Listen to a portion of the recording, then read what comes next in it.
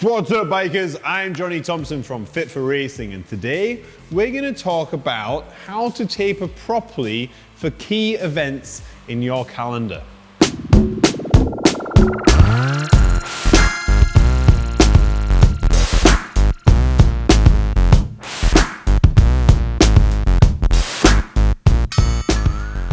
Tapering, in simple terms, is the reduction of stress, training stress or riding stress, in the lead up to a particular event, so that then you are well rested and adapted and ready to get your best performance. It doesn't have to be a race, but if you are racing, it's an essential part of that preparation.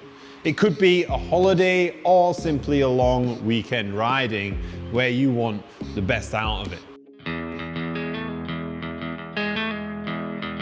So tapering is the reduction then of frequency, intensity, or total load or volume. And we're going to take a look at each element of that and discuss why it is good or bad for your particular circumstances. And then we're going to give you a very simple way that you can structure your tapering to the lead up of an event.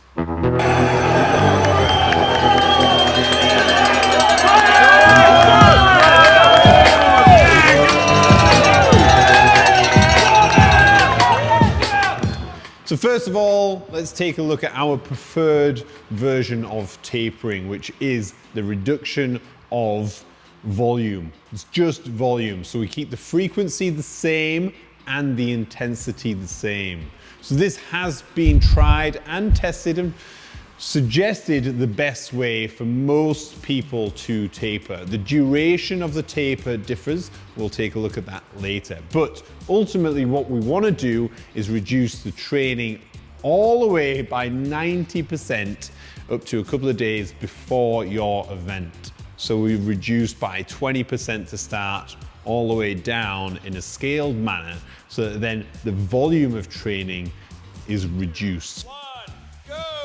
Last movement. What I mean by volume of training is the total workload. So it might be that you're doing meters climbed or mileage, or in the gym it'll be load and total stress.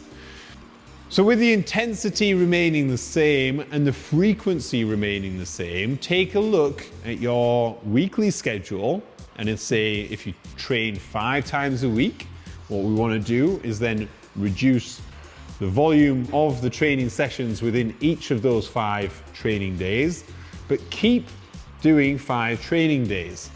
This keeps your body in the zone of what you are doing each week, so it's no change to that. It keeps you regular and expected, and so then on your event day, there's not going to be anything that's out of the norm. And what ultimately we want you to do is feel on race day like you are ready, you have energy in the tank, and that the week leading up, you're reducing that training load so that then you're going to feel at the end of a session like you have more in the tank, and that's absolutely normal. We want you to feel like you have much more in the tank, but don't spend it, because let's say 2 weeks out, there's not a lot that you can do there that's going to be helping physically, it might mentally, but physically for the actual event itself.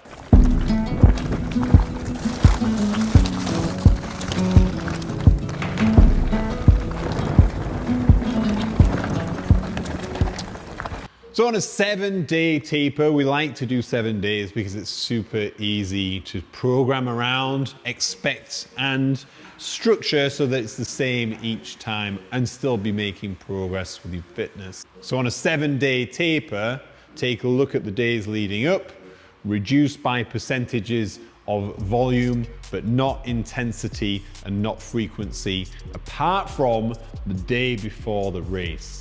So it's important that you take a full rest day the day before the race, do some activity, but nothing that's going to be too strenuous. So it might be a light ride, nothing over a zone 2 heart rate. It might be a hike. Stay on top of your mobility. So during this week of taper, The total volume is less, but it doesn't mean that you can't spend more time on recovery techniques. And in fact, it's going to be really worthwhile doing that. So recovery techniques, nutrition, hydration, nailing that down. So your mental capacity will be more for that because the training volume is less, but also mobility. So making sure that you get lots of mobility in there, which will help recovery anyway, but also keep you fresh and feeling really good, ironing out niggles for the event itself. Looking at me, boy, you're looking at me, girl. You're looking at me, keeping that love, but you're looking at me. If you have one massive endurance event, then science would suggest that a 2.5 week taper will be optimal. So if you're doing 1 or 2 events like this per year, then consider starting this taper pattern of reducing percentage all the way down to a few days before, 2.5 weeks before. I mean, this is talking like, seems a lot, which it is, and it depends on your schedule and desire to increase fitness either side of it, but it depends what level of athlete and how important it is to you to perform best at that event. So consider a 2.5 week taper if it's a single long endurance event. If it's a skills-based, more skills-based sport like downhill, enduro to an extent, I know the different types of enduro event, but ultimately you just need to get around, and then it's a power sport as we're going down the sections that are timed, then in that case, 7-day taper will be sufficient for most people. As I say, training age makes a difference, and where you are in a program and what works for you with delayed onset muscle soreness and that type of thing. So to summarize, listen to your body. For pain from training, make sure that you steer away from training too hard on key events, but it's not the end of the world if you're on a continual journey of improvement of fitness and riding, and you've got lots of events in there, then you don't need to be spending your summer peaking and tapering every single week. Just continue consistently training throughout, so that then in the future, when you're good enough on the bike to really make an event count, you can taper for a little longer and peak for that event.